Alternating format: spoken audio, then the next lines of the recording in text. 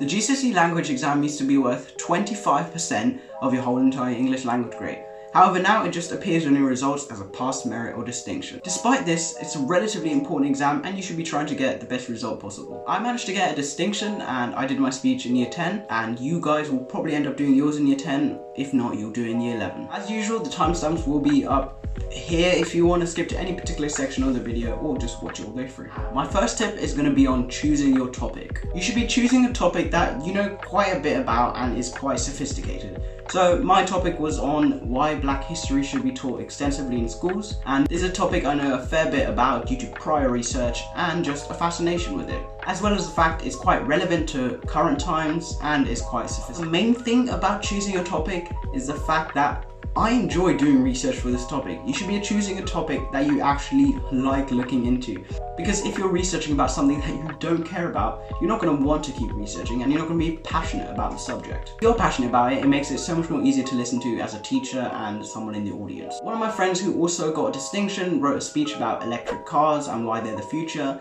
and he loves this topic and enjoys it and is fascinated with electric cars. So it wasn't hard for him to do research about it and find out more about the topic and ways he can present the speech. The next thing I want to talk about is speech structure. I got this piece of information from a teacher and she told me that you should really try and structure your speech well. If it's not well structured, it makes it so much more harder to listen to and stay interested in. You'll notice quite quickly that listeners will lose interest if you don't put it in a nice way and easy to follow structure. For example, you might want to start with something exciting in the opening and then talk about that later in your speech to kind of bring that circular structure back. Now, the next thing I want to talk about is confidence. I know absolutely everyone and their mother talks about this. However, you really need to be confident while you're up there. So I'm naturally quite a confident person, but if you're not, what I did is film myself and played that back and saw ways that I could improve my confidence and make it look a bit more natural while I'm up there. Having this YouTube channel really helped that because I have to sit in front of a camera once or twice a week to film a video. Also, a good way to get rid of some nerve is before your speech, clutch your left fist, and that can really get rid of your nerves. Now, when it comes to actually giving your speech, try to kind of look around at your audience, look at your teacher, look at a friend. Maybe you can use hand gestures to, enunciate the message you're trying to get across. Now, you probably know this, but don't just stand there and read off of your cue cards or your speech like this.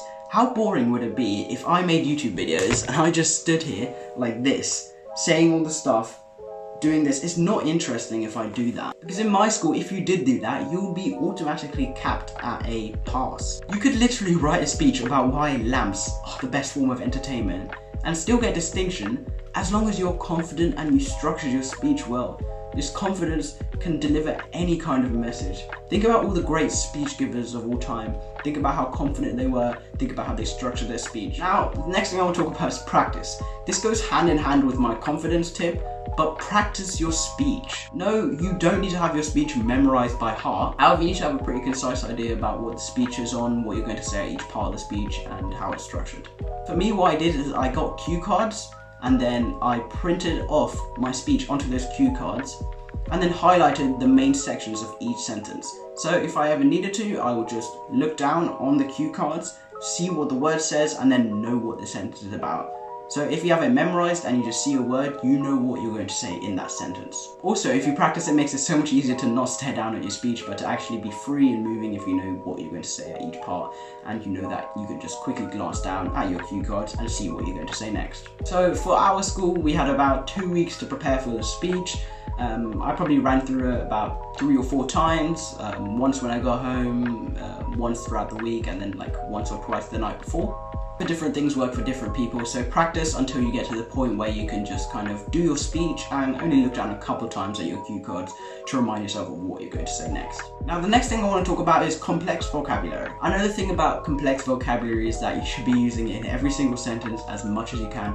However, that's just not the case. You must be careful not to overdo it, because it can make your speech quite boring to listen to and very uninteresting. So you may have seen in Friends when Joey uses a thesaurus on every single word in a letter, and this is kind of what it's like if you're using too much complex vocabulary. So find parts of the speech where good vocabulary will improve the speech, and don't just throw it in for the sake of it. Because having lots and lots of complex vocabulary in speech won't just get you a distinction. So my next tip is on using techniques. There's not much to say about this apart from just use the techniques that you've been learning in school over the years in your speech. However, it's similar with the complex vocabulary. Don't just throw in a technique every sentence like a rhetorical question randomly just because you need to tick it off the list of techniques.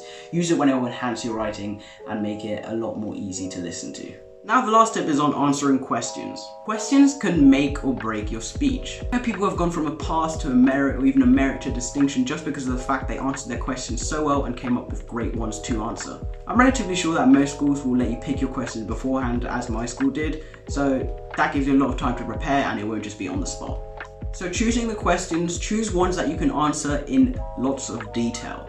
Now, like I said earlier, my speech was on Black history and there would be no point of me being asked, do I think Black history is important? Well, yes, of course I do, because I just made a 12-minute speech about it. So the questions I prepared beforehand were ones that I could answer in long detail and not just with a simple yes or no.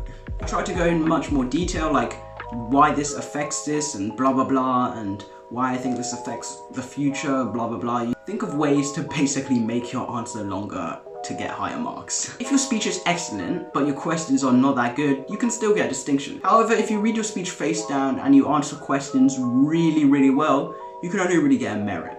So think about that.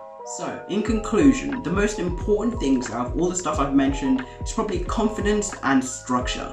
This is because most people write a fantastic speech, however not everyone is really confident and not everyone structures it very well. So make sure to deliver your speech with absolute confidence and try and be loose and moving about while you're giving your speech.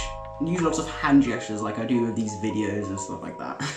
I hope this helps you get a distinction, however don't stress too much about this speech because it's not as important as some of your other GCSEs. Don't forget to like and subscribe to this video. If you did enjoy it, make sure to check out this video all about how I effectively manage my time as a GCSE student. Have a productive week!